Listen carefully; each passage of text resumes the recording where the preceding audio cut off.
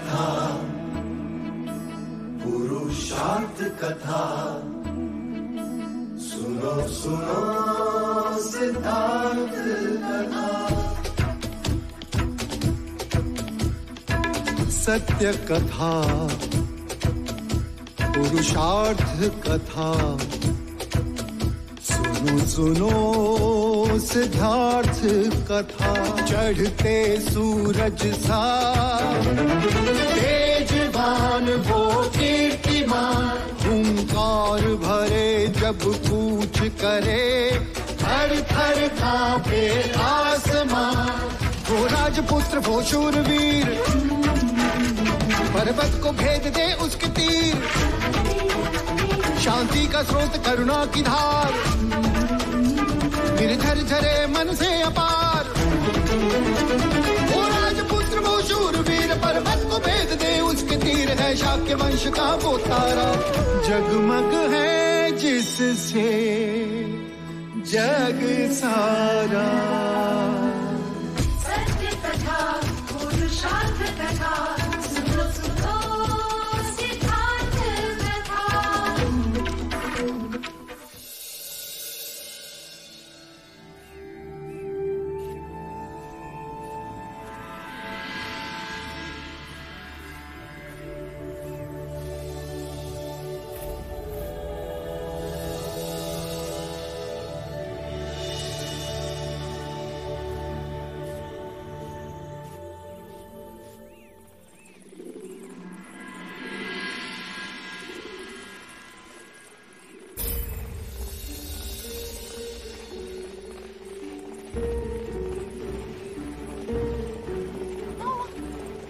आ गया ना, अकेले आ गया।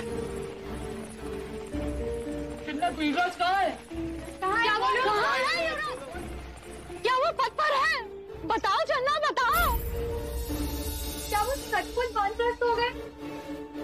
अरे कुछ तो बोलो, खामोश क्यों हो? युवराज कहाँ है चन्ना? कब आएंगे युवराज? कहाँ है? तुम तो उनके सारथी भी थे और मित्र भी। कहाँ है युवराज? कहाँ है? नहीं आई। नहीं आए? लेकिन क्यों चन्ना? उनका सुख हमारे भाग्य में नहीं। ऐसा मत बोलो चन्ना, ऐसा मत बोलो। असित मुनि की वाणी सच प्रमाणित हुई। ना जाने अब महाराज को क्या होगा। महाराज तो सह लेंगे, पर देवी यशोधरा वो ये पीड़ा कैसे सहेगी?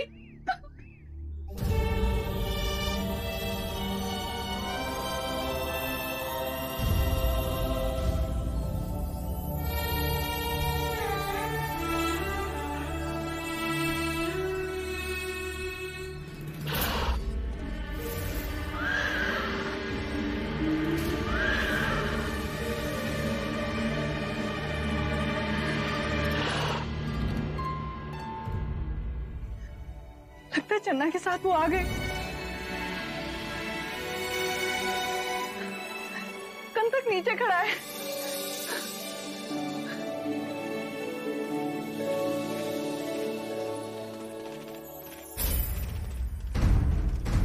चन्ना, सिद्धार्थ कहाँ? नहीं, वो नहीं आए महाराज।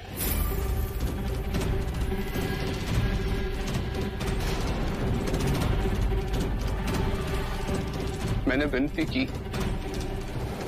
परंतु वो अपने निर्णय पर अडिग थे।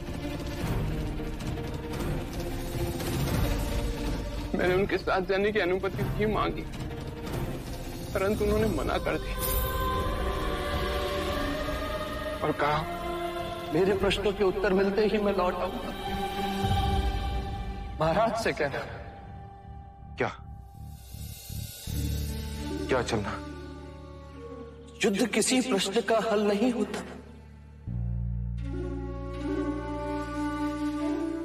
मां से कहना। क्या? जन्म देने वाली मां को तो नहीं देखा, पर तुम उससे बढ़कर हो। तुम्हारे खिलाए हर निवाले का ऋणी रहूंगा मैं।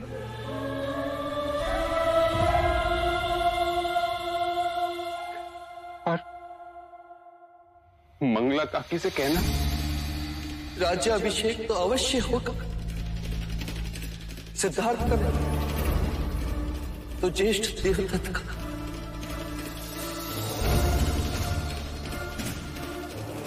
अर्थात वो जानता था। ज्येष्ठ देवदत्त से कहते कि बचपन से भी तुम्हारे द्वेष के हर धक्के ने मेरे चरणों को बलवान बनाया है। मैं जानता हूं तुम मुझसे अति स्नेह करते हो।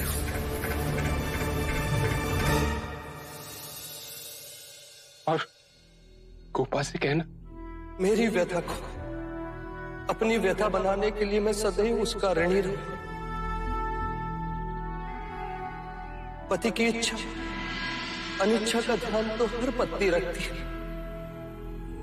पर पति की व्यथा को अपनाने वाली बात कदाचित ही होती।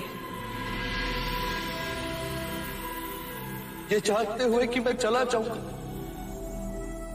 तुमने मेरा विरोध नहीं किया।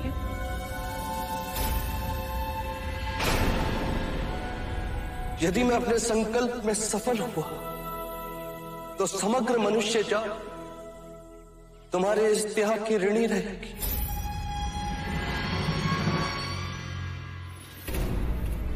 गोपा, यदि तुम्हें पता था तो तुमने मुझे क्यों नहीं बताया? मैं उसके पैर पकड़ लेता, उसे मना लेता, उसके कहने पर चलता, परंतु उसे मैं रोक लेता। गोपा, मैं उसे रोक लेता। क्षमा कीजिएगा पिताश्री। जिस दिन से लौट कर आए थे आप सबको घायल देखा, संग से विमुख हुए, नई नगरी का भेद सामने आया, उन्हें कोई सुध-बुध ही नहीं थी। केवल प्रश्न, केवल विचार। रात भर जागते तो कभी राहुल को तकते, तो कभी अचानक उठकर ध्यान में बैठ जाते। न ध्यान कर पा रहे थे, पीड़ा सह पा रहे थे, और मैं उनकी वो पीड़ा देख न पाई।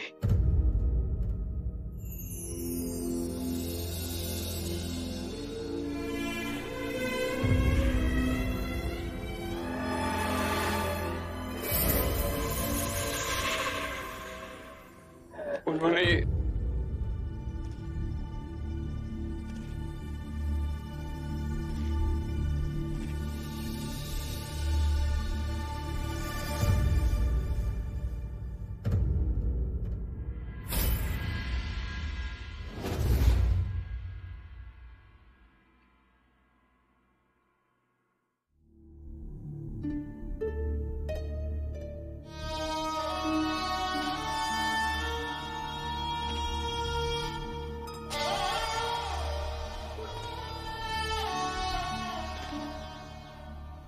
ये तुमने क्या किया पुत्र? ये तुमने क्या किया?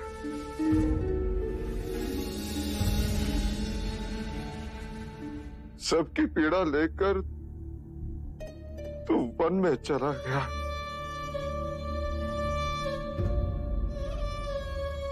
परंतु तुम्हारी पीड़ा लेकर हम कहां जाए पुत्र? हम कहां?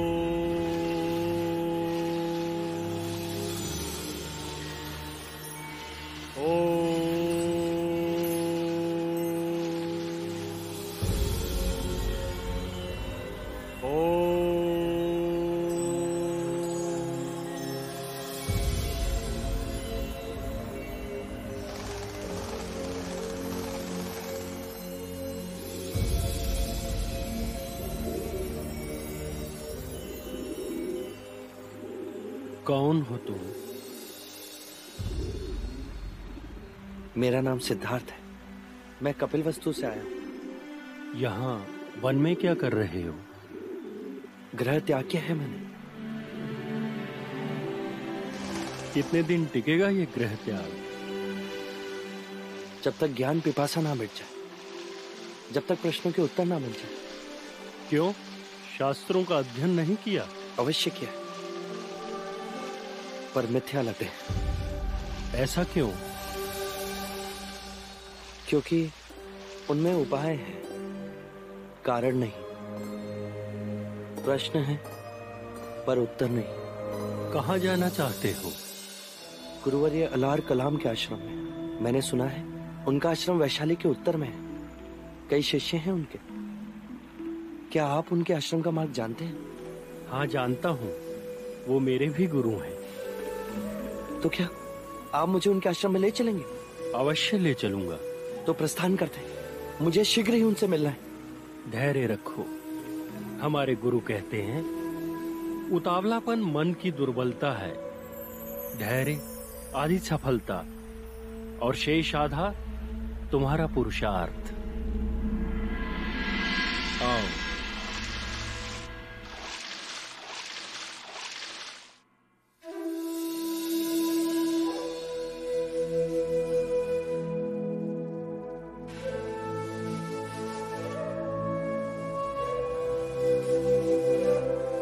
मुझे इतने आभूषण पहनाती है कि अब तो मैं ढंग से खेल भी ना सकूंगा।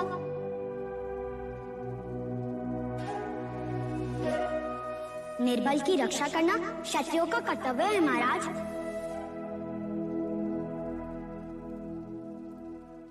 मेरी इच्छा में जब भी तुम्हें देखूं एक क्षत्रिय की तरह अपने शस्त्र के साथ देखूं। इसका भार मैं नहीं उठा सकता। युद्ध से कभी किसी को कुछ प्राप्त नहीं होता। चाहे लाख जतन कर ले राजन, तेरा पुत्र सन्यासी ही बने।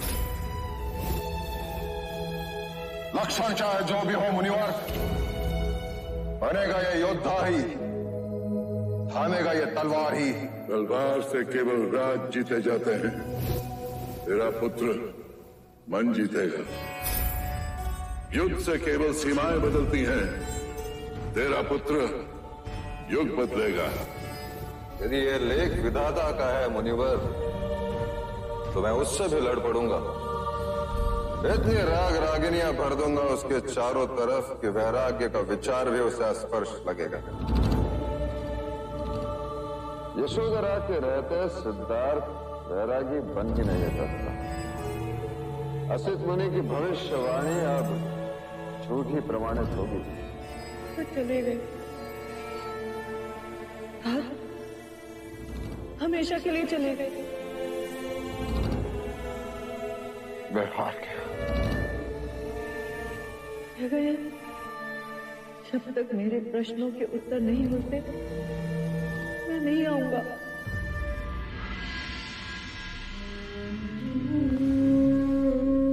वह शाक्य शिरोमणि राजा शुद्धोदन हार गया।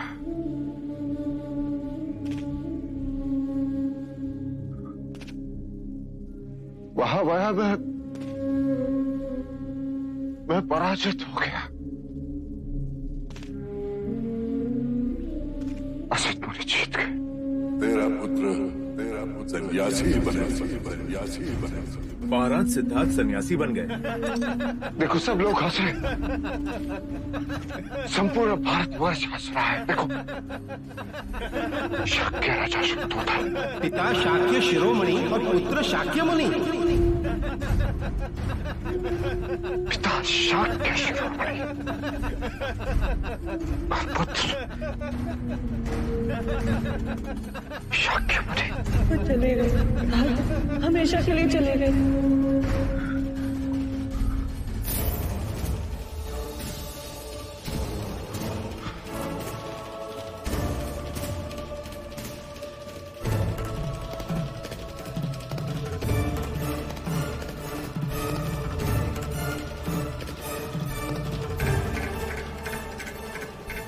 पराजित को जीवित रहने का अधिकार नहीं होता। ये क्या कर रहे हैं? छोड़ दो प्रजापति, अपने पराजय का दंड भुगत रहा। घर से जी न सकूंगा इसलिए मृत्यु स्वीकार रहा। आप दंड भुगत रहे या हम सबको दंड दे रहे हैं? सोचा है आपने कि आपके बाद नंद, मेरा, राहुल और यशोधरा का क्या होगा? आपके बिना शाक्य गणतंत्र का क्या होगा? बिगड़ जाएगा राज्य, परिवार।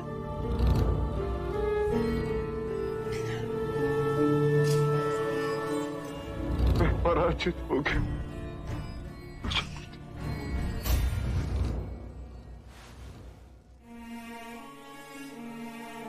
एक मुनि की वाणी ने मुझे पराजित कर दिया।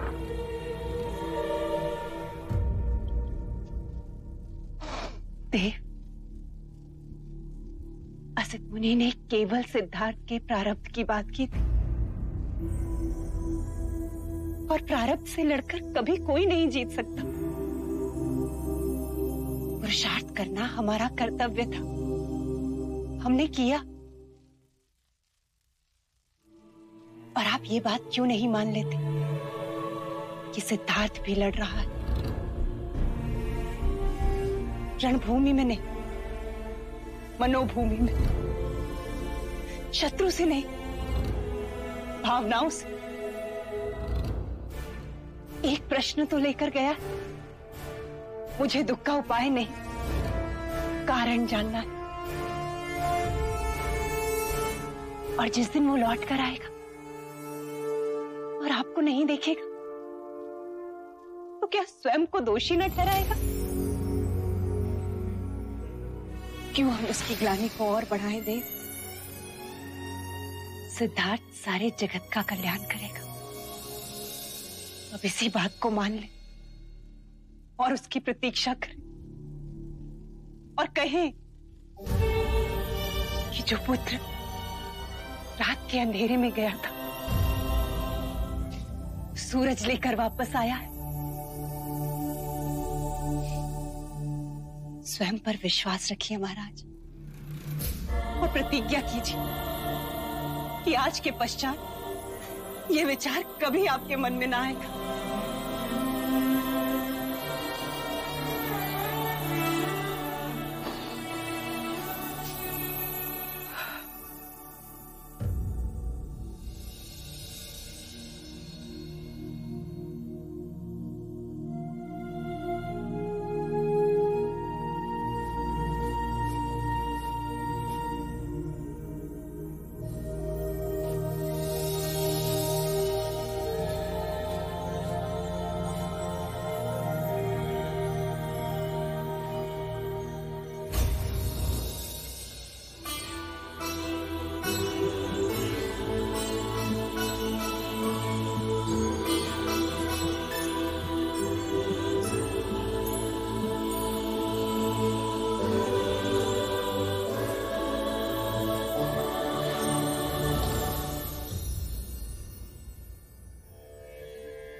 मित्र, विदित होता है कि तुम कभी नंगे पांव नहीं चले।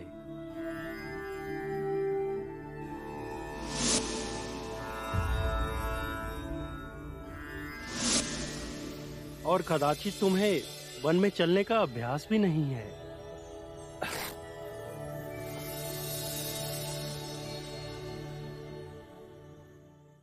जब ऋतु बदलती है, उसके बदलाव से हर किसी को ठंड लगती है, फिर शरीर को उसकी आदत हो जाती है। और वैसे भी युवराज पहली बार ऐसे शीत प्रदेश में आए हैं।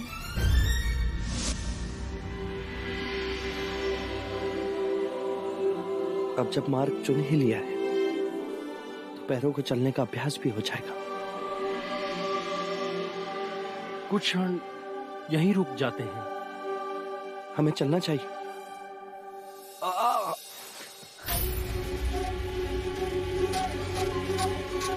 क्या हुआ गोपा?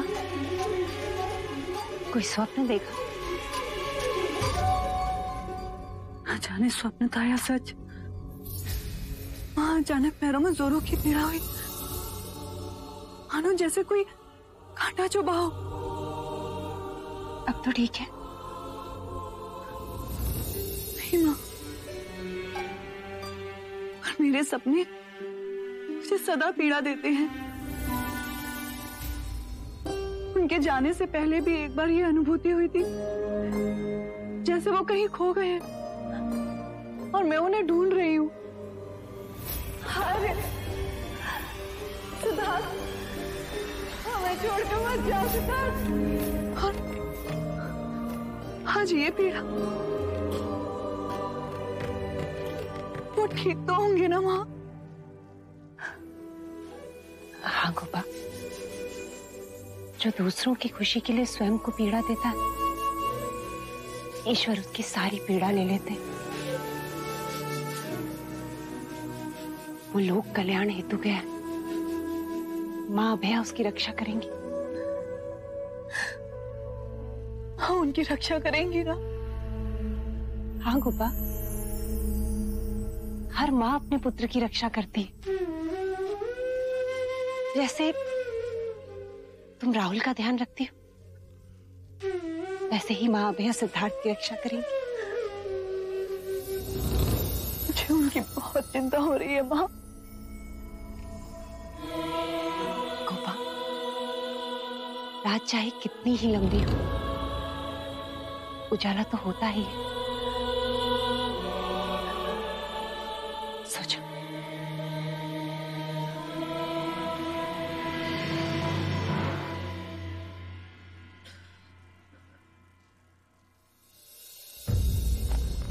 आप सब विप्रवर्यों से मेरा केवल एक प्रश्न है। आप सब ने सिद्धार्थ की कुंडली देखकर भविष्यवाणी की थी कि वो सम्राट बनेगा, चक्रवर्ती बनेगा। तो आप सबकी ये भविष्यवाणी विपरीत कैसे हुई?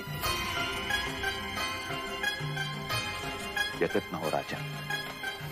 युवराज सिद्धार्थ की कुंडली देखकर हमारा यही कथन था कि एक उच्चतम जातक की कुंडली है कि जो कार्य करेगा वो उच्चतम होगा, तो हर क्षेत्र की शिखर पर पहुंचेगा। सिद्धार्थ एक राज परिवार से है, तो राज अभिषेक के बाद वो राजा ही बने। और राजा की उच्चतम पदवी है चक्रवर्ती बनना। हमारा कथन केवल इसी सत्य पर निर्भर था। यदि ये कुंडली किसी वैश्य के पुत्र की होती तो हम ये कहते ये उत्तम व्यापारी बनेगा। महाराज, किसी भी कुंडली का अर्थघटन व्यक्ति विशेष की वर्तमान परिस्थिति पर भी निर्भर होता है। परंतु आपका भविष्य कथन असत्य प्रमाणित हुआ कुलगुरु। नहीं महाराज, ज्योतिष शास्त्र की ज्ञान सीमा में जो सत्य था, हमने केवल वही कहा। हमने भविष्यवाणी की थी कि महादेवी महामाया को पुत्र होगा, और हमारा ये कथन सत्य प्रमाणित हुआ। युवराज के जन्म के समय भी हमने यही कहा था कि कुंडली बलवान है, जातक जिस मार्ग पे जाएगा उसके शिखर तक पहुंचेगा। परंतु वो चक्रवर्ती नहीं, संन्यास के मार्ग पर चला गया है कुलगुरु। राजन, हमारे यहाँ सन्यासी और ऋषि मुनि राजा से भी अधिक पूजनीय है। उस मार्ग पे भी सिद्धार्थ प्रसिद्धि की उच्चतम पदवी प्राप्त करेंगे। तथास्तु, कदाचित करे भी। परंतु मेरे सामने अब यक्ष प्रश्न यही है कि सिद्धार्थ को चक्रवर्ती बनाने के प्रयास में मैंने कई भूल कर दी है। सबसे बड़ी भूल नई नगरी। कितने लोगों को पीड़ित कर दिया, उन्हें दुखी किया, कितने कुटुंबों को उजाड़ दिया।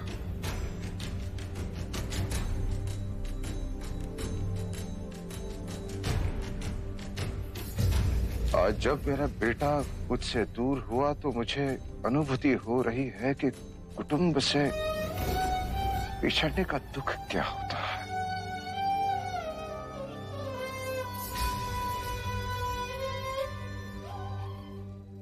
वृद्धत्व क्या होता है? तो क्यों ना इस भूल को भुला दिया जाए, कपिल वस्तु और नई नगरी की सीमाओं को मिटा दिया जाए, पिछड़ों को पुनः बुलाया जाए, सब एक हो जाएं। महाराज, कदाचित युवराज सिद्धार्थ राजा होते तो सबसे पहला कार्य वो यही करते।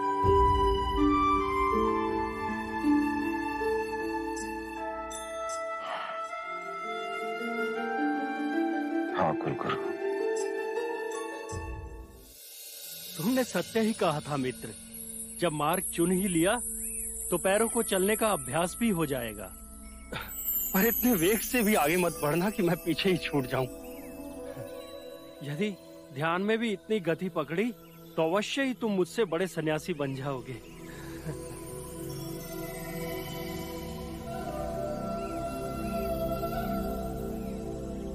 यही है गुरुवर अलार कलाम का आश्रम। क्या गुरुवर अलार कलाम मुझे अपना शिष्य बनाएंगे? हाँ हाँ, क्यों नहीं, अवश्य बनाएंगे। यदि तुम उनकी परीक्षा में उत्तीर्ण हुए तो। समाधि मार्ग में जितना उनका अध्ययन है किसी का नहीं।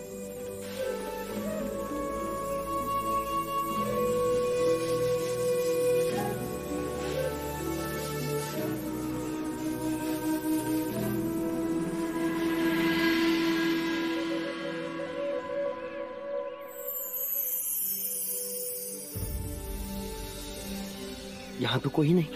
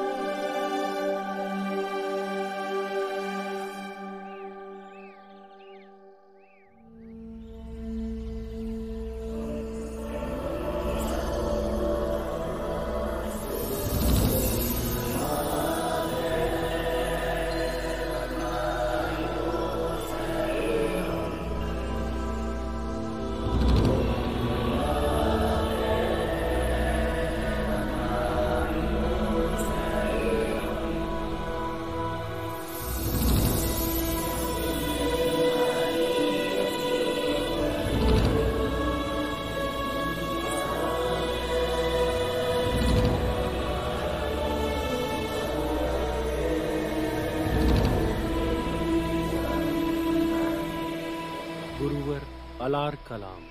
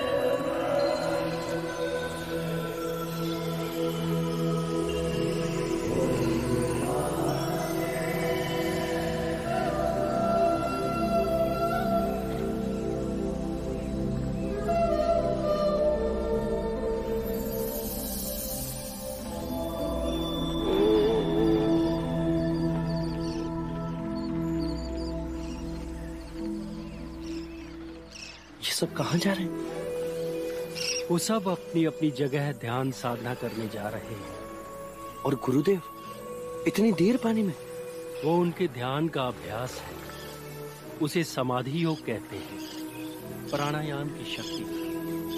वो कुछ समय तक सांस रोक के पानी में साधना करते हैं। तो मुझे अभी गुरुवर्य के पास ले चलो। जहाँ इतनी प्रतीक्षा की, कुछ देर और।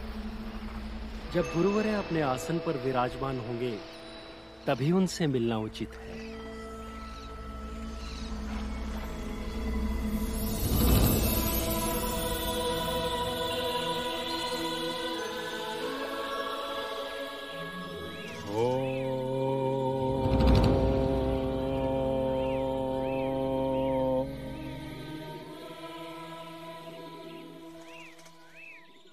प्रणाम गुरुवरे। गुरुवरे, ये सिद्धार्थ है। इन्होंने आपसे ज्ञान की प्राप्ति हेतु गृह त्याग किया है। आपका शिष्य बनने के लिए प्रार्थना लेकर आए हैं।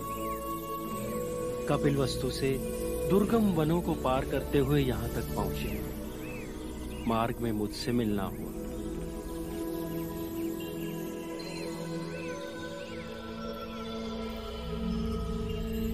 प्रणाम गुरुवर्य।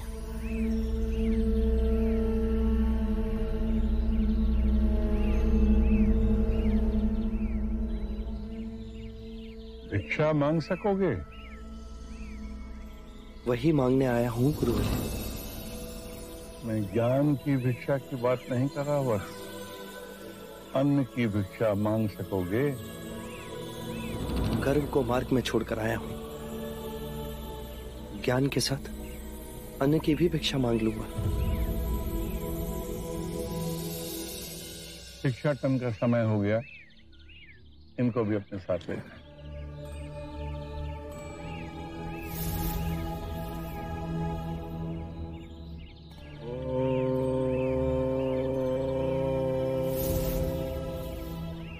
गुरुवर्य ने मुझे अपना शिष्य स्वीकार नहीं किया। धैर्य मित्र, धैर्य।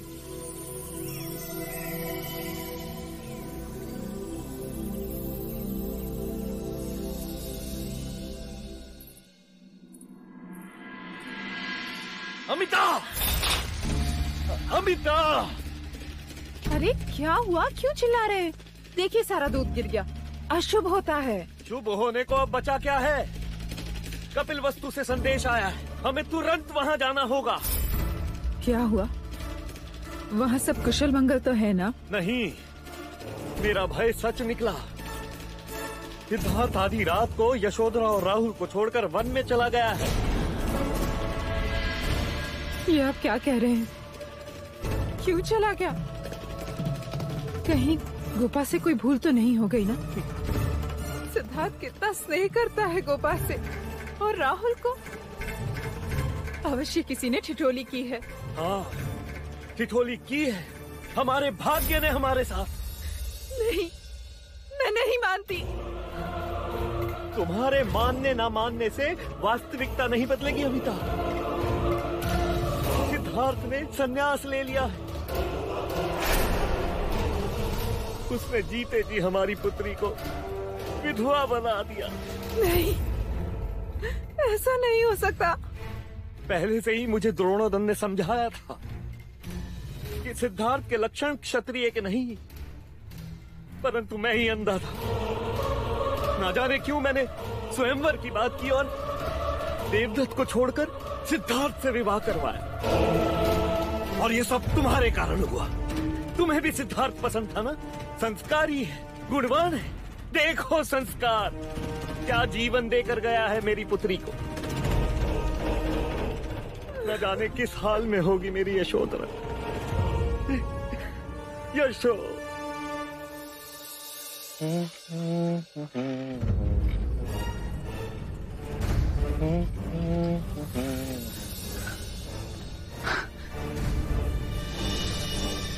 तुम? राहुल रो रहा था और तुम सो रही। इसे सुलाने आया और तुम्हें सोता देखकर आंख अटक गई। राहुल सो गया है। हाँ, देखो ना, अपने पास एक पुरुष की उपस्थिति से स्वयं को कितना सुरक्षित अनुभव कर रहा है। इसकी रक्षा करने के लिए उसकी माँ है। और पिता?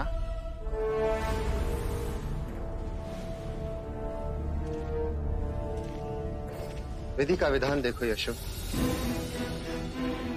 एक दिन यही चुनर तुम मेरे हाथ से चुरा कर भागी थी। तुम्हें चुनर उठाने वाला आज तुम्हें अंधेरे में छोड़ के चला गया। मेरे लिए चिंतित होने की आवश्यकता नहीं है ज्येष्ठ। मेरी चिंता करने के लिए महाराज और महादेवी हैं। और रही बात छोड़कर जाने की, तो वो अवश्य लौटेंगे। वचन देकर गए हैं। स्वयं को आश्वासन दे रही हो या धोखा? झूठ का ये मुखौटा तुम्हें शोभा नहीं देता यशो। शोभा तो आपको भी नहीं देता कि अब आप यहाँ इस कमरे में अधिक समय तक खड़े रहें। और हाँ, पुनः जब भी आना हो तो द्वार खटखटाकर आइएगा। ठीक है देवी जी, हमारा परमार्थ भी स्वार्थ और उनका स्वार्थ भी परमार्थ।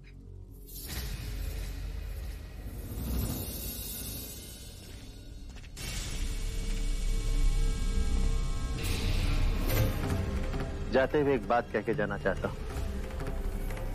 आज के बाद हर आठ पे तुम मेरे बारे में सोचोगे। कहीं मैं तो नहीं?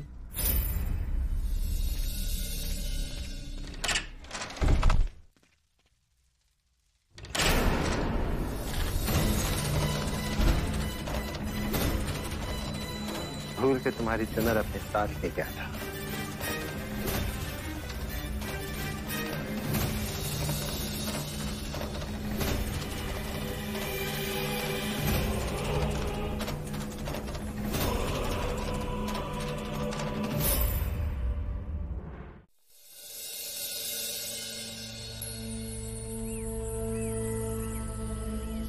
अब संसारियों से इस पात्र में जितना समा सके उतनी भिक्षा मांगोगे।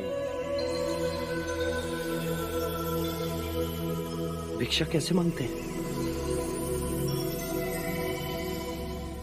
देखो, ओम भगवती भिक्षाम देहि, इस प्रकार से। आओ।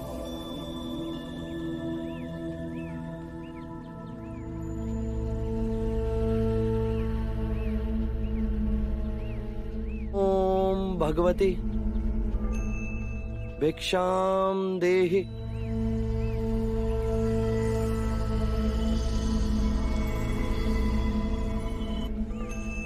सुखी भवन्तु।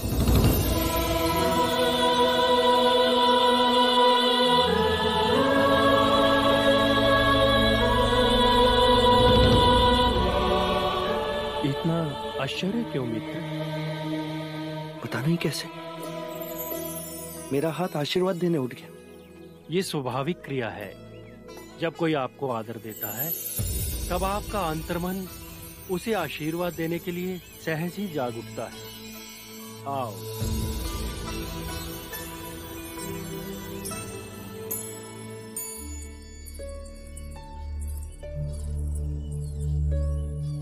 यशोधरा, क्या हो? तुम आज फिर भोजन करने नहीं आए? महाराज भी पूछ रहे थे। अब भोजन की रुचि नहीं रही माँ।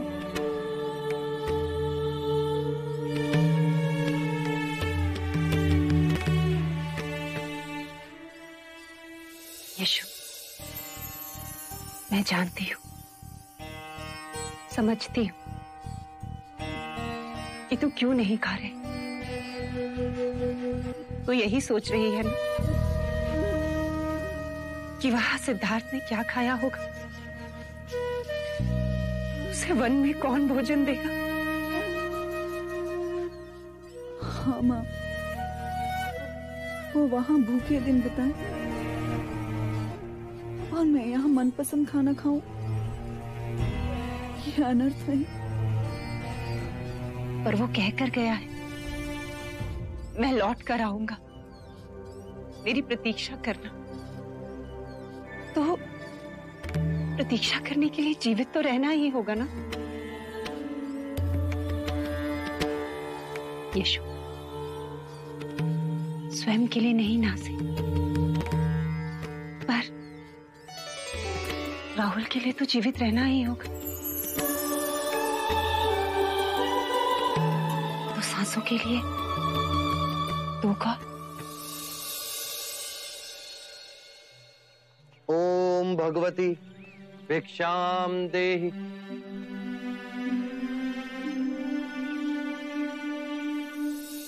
सुखी भवन्तु। मैंने पहले कहीं आपको देखा है।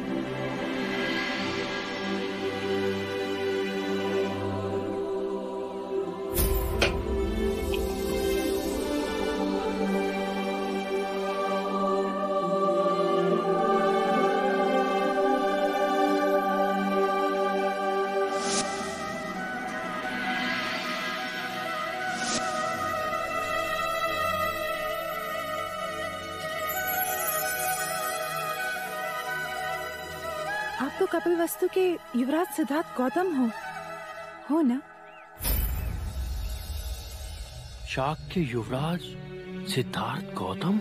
मैं आपके विवाह में देवी आम्रपाली के साथ कपिलवस्तु आई थी, पर आप भिक्षा क्यों मांग रहे हैं? भीतर चलकर भोजन करिए।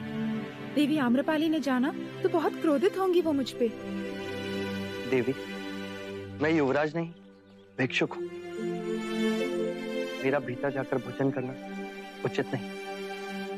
मुझे क्षमा करें। आश्रम पहुंचने का समय हो चुका है।